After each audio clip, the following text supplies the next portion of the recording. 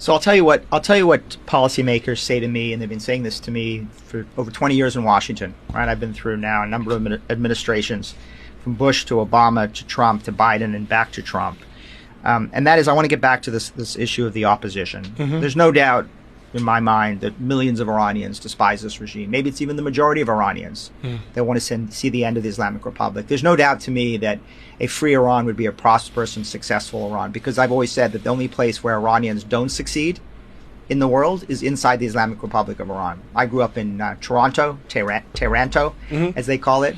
I've been in communities in Los Angeles and in New York and around the world. And it's always remarkable to me how successful Iranians are wherever they go. The only place where they've been denied that success is inside the Islamic Republic of Iran, because of its brutality and its corruption and its repression.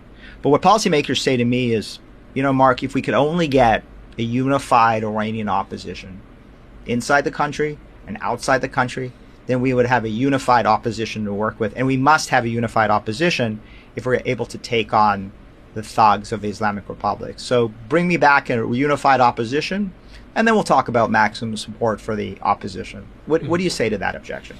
Look, the expectation of seeing more unity among opposition is not an unfair expectation.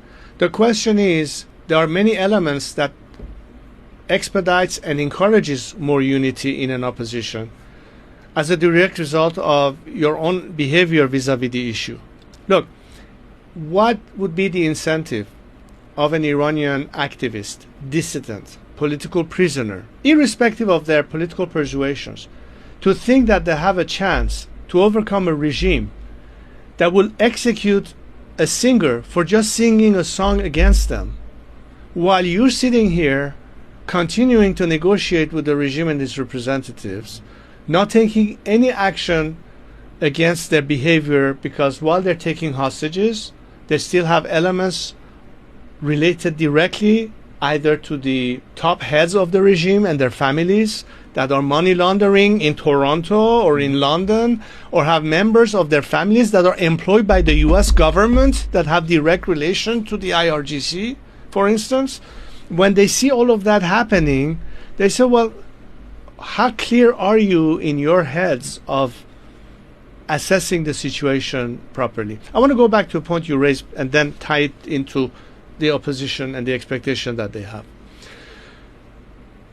We talked about the era of the Green Movement and the fact that, yes, of course, Mousavi and Karoubi were, of course, challenging the result of the election, but they were still in the context of the regime, its laws, and its constitution. Today's movement, where people say death to the dictator and an end to the Islamic regime, and elements who until yesterday were on their side, who are not joining forces with us, that's the big sea change that the world needs to see.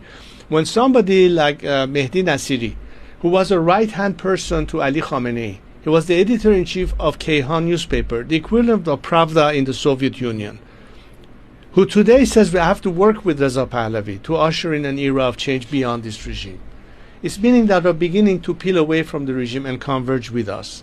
Those of us who from the very beginning were secular Democrats vis-a-vis this regime, and former reformists who now are disillusioned and want to join with us. And this is a phenomenon that's happening inside, not in Los Angeles, not in Toronto, not here in Washington, but in Iran itself. Well, that's a huge change. It is a huge change. I think people don't recognize that, again, there are millions of Iranians who despise the regime.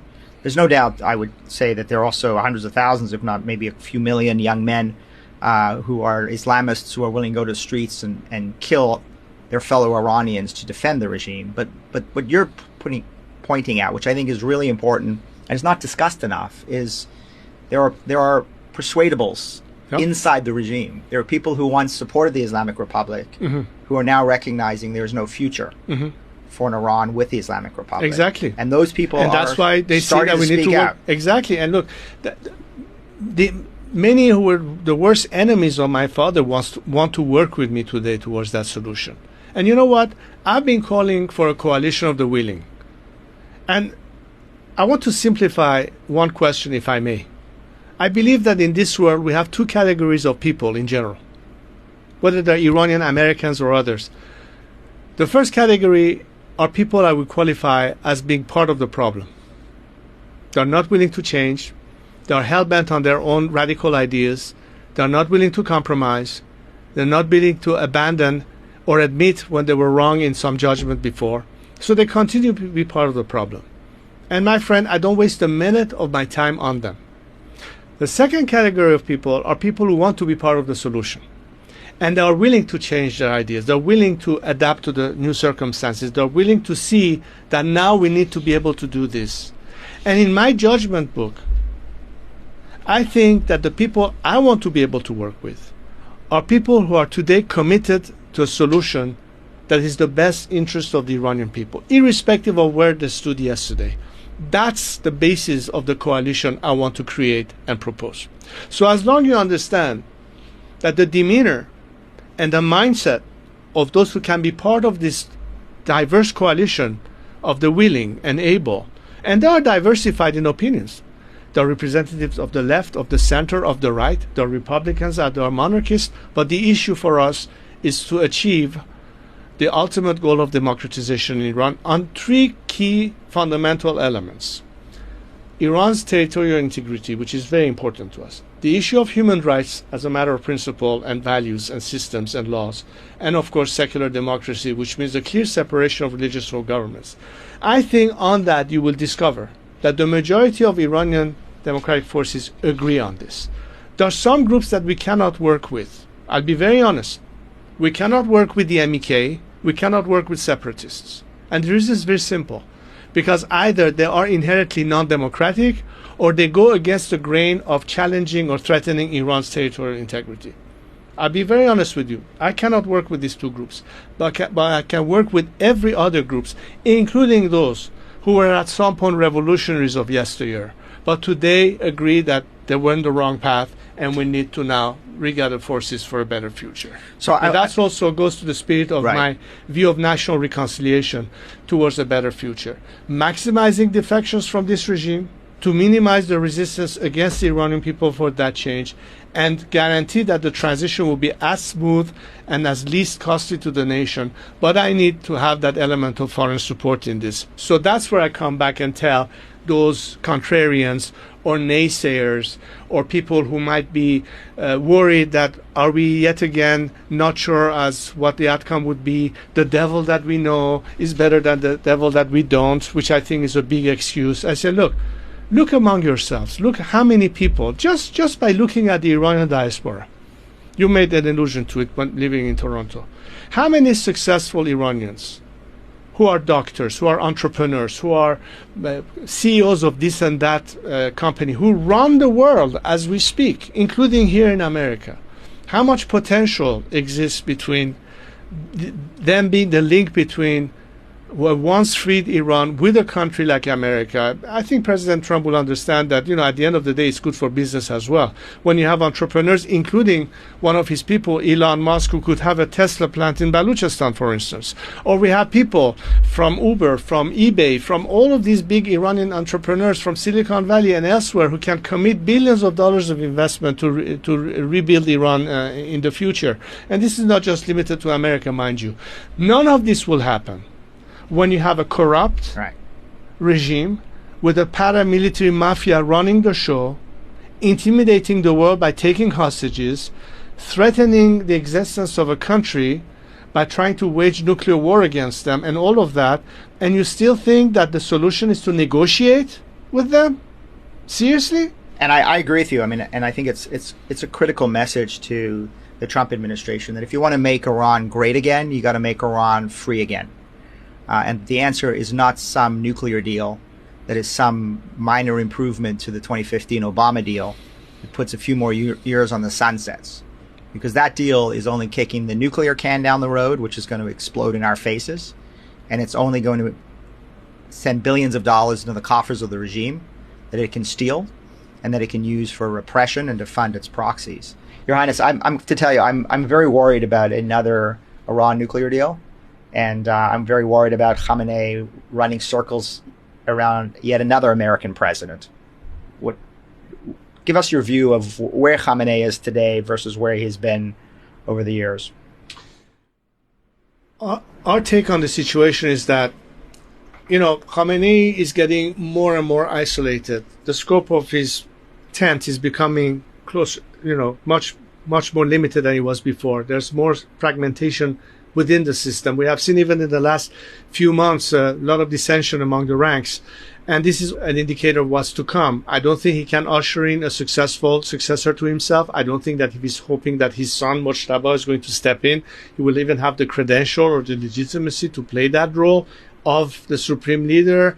There've been talk about some council ruling, but the nation is so beyond that I don't think that the nature of the regime, especially the paramilitary mafia that the IRGC represent, are going to put up with that anymore. So I think we're facing more and more internal dissension and conflict, which is an opportunity to utilize because the regime is at its weakest in that point.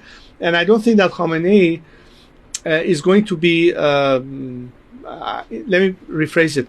I wouldn't be surprised if he rejects this proposal, because either way it's lose-lose for him. But at least by rejecting, he tries to maintain the last remnant of his hardcore support behind himself. The minute he caves into that, he loses that as well. So he only expedites his own demise. It's one thing for the calculation in Western diplomacy to think, what's in it for them to accept. They cannot understand that the minute you ask this regime to change its conduct, then it's no longer what it is. The entire raison d'etre has been that. The minute Khamenei is to concede on any of this point, he might as well kiss the Islamic regime goodbye. Of course, he's not going to do that. His last gasp attempt is to keep this regime surviving at any cost. And once again, they might try to pull the wool over the eyes of naive diplomats in the Western world and buy some time for themselves. What else is new? I agree with your point. But guess what? The others who don't see it that way, others who say, whether the rest of the world is lagging behind or not, we have to take initiatives. Bibi Netanyahu took an initiative.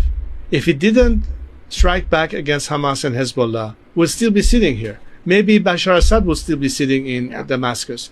Things do change based on certain actions. And today, clarity of the message is very clear.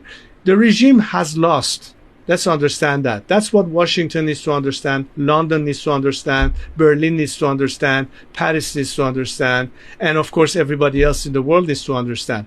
What you need to now understand is not that the regime has lost the case, it's that the chances for change in Iran is as its highest right now.